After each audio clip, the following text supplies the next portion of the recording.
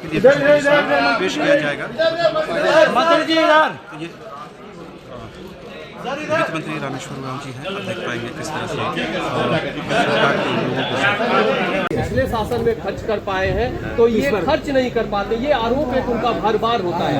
उनको आईना दिखाया मैंने। अरे आप चश्मा ये जब थे तो इस दिसंबर तक जनवरी तक मुश्किल से हाफते 47-48% खर्चा होता था और फिर एक महीना में मार्च महीने में आगे बढ़ते थे। हम अभी तो फरवरी महीने में 15 फरवरी तक 69% लगभग खर्च करते थे। हम आगे बढ़ रहे हैं। इसके बाद हम तो कागज लेके बैठे हुए थे, मांगते चैलेंज करते हैं कि हाँ कहाँ खर्चा किए हैं। अब दिखाते कागज दिए पढ़ लेंगे कहाँ का खर्चा कितना हुआ है। ठीक है।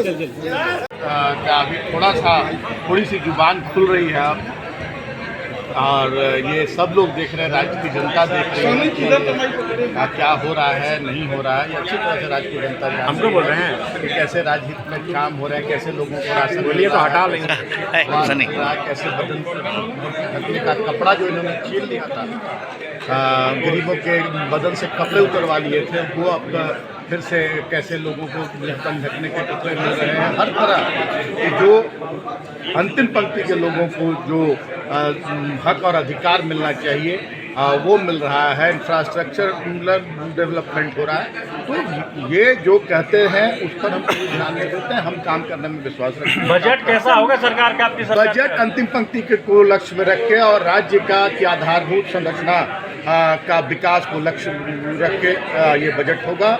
और बजट को सिर्फ विपक्ष उसका आलोचना करेगी और सारा समाज पूरा राज्य उसको सराहेगा। रामगढ़ तो झारखंड में ये जो बजट है झारखंड के हित में है। झारखंड के यहाँ का जनता के हित में है। जो पिछले 20 साल में जो विपक्ष ने इसको झारखंड का नीचे श्रेणी में ला दिया था, और इस बजट से झारखंड का, इस झारखंड प्रदेश का आप आगे बढ़ने का बजट है। यहाँ का जनता का हितों में बजट है, सभी समुदाय का हितों में बजट है। Thank you. अच्छा सर, जो नियोजन नीति में संशोधन हुआ ये 3 साल पहले भी हो सकता था, इतना विलम्ब क्यों? आप लोग उतर चढ़ाव सब देखते हैं। हम लोग झारखंड के हित में आंदोलनकारी का भावना में हिसाब से हम लोग बनाते हैं। तो ई स्टेट का बाहर से आदमी को ला के विपक्ष ने वो लोग को न्यायालय से वो लोग अपना रुकवा दिया है। ये झारखंड हित में सारा चीज़ समझ लिया है।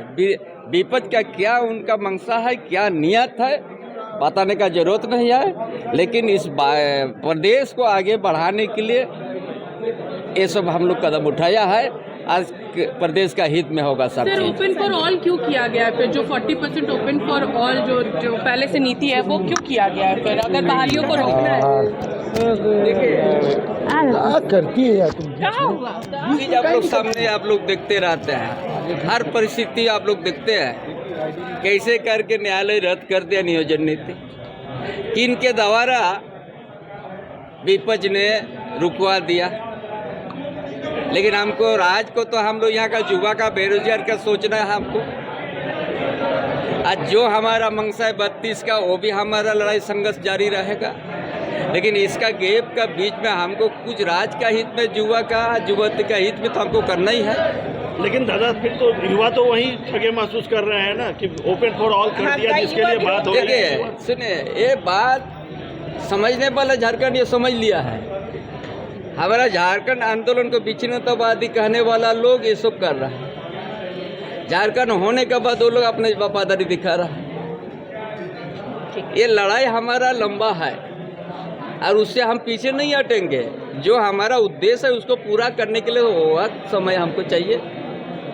और इसलिए इस बीच में हमको झारखंड की युवा युवती को भी बेरोजगार से हमको मुक्ति दिलाना है, झारखंड को विकास की ओर ले जाना है।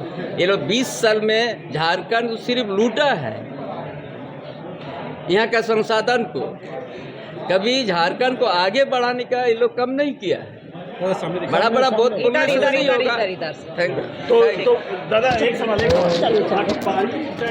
कोई उम्मीदें नहीं है।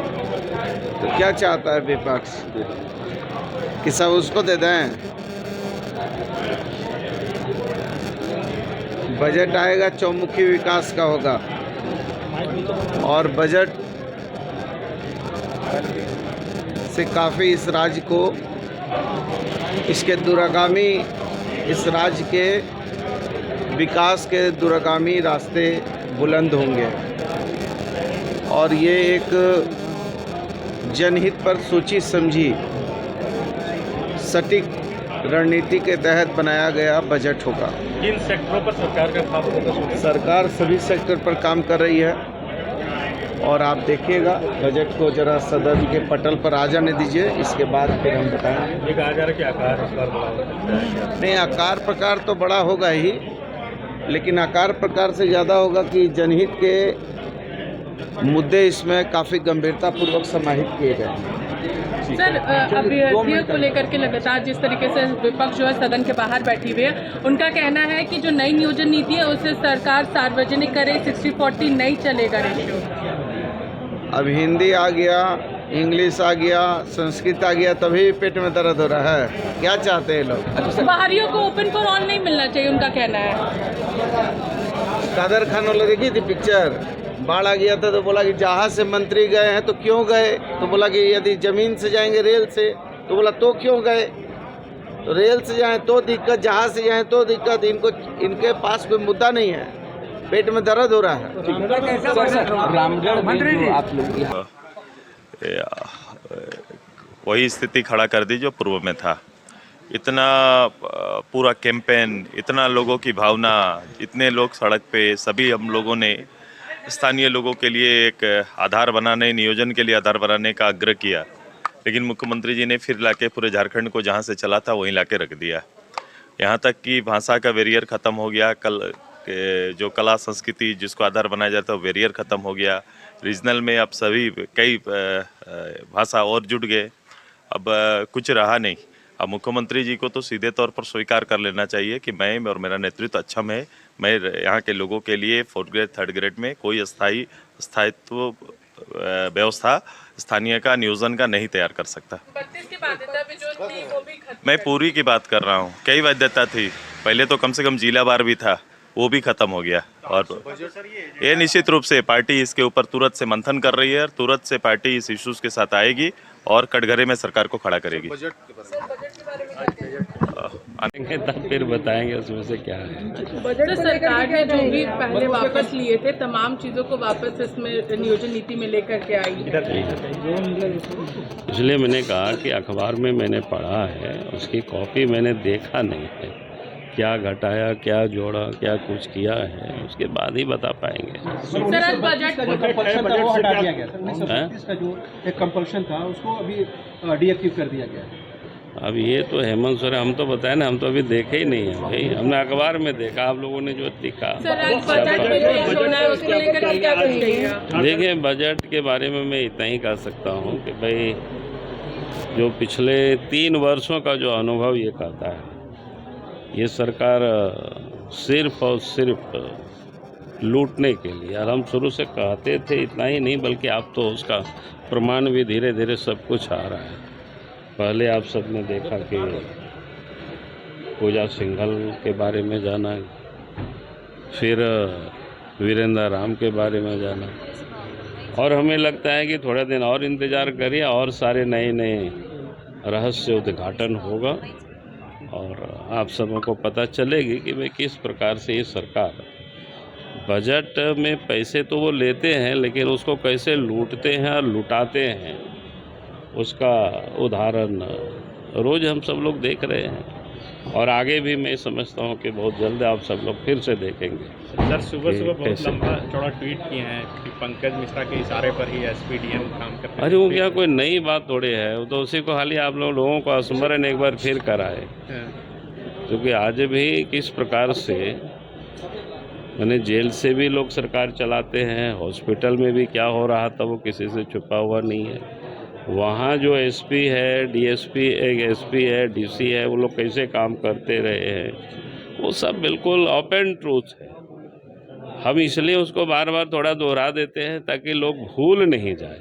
याद कराना जरूरी है, क्योंकि इस राज्य के लिए लोग याद करेंगे तभी तो आने वाले कल में बेहतर लोग सोच पाएंगे। तो रामगढ़ के उपचुनाव का बदलाव का अभियान अब शुरू हो चुका है। अरे मैंने बताया ना कि ये 2024 का वो आगाज है। ठीक है। झारखंड की आवाज YouTube न्यूज चैनल को सब्सक्राइब जरूर करें, लाइक, कमेंट और शेयर करना ना भूलें। जुड़े रहिए हमारे साथ, क्योंकि हम हैं आपकी आवाज।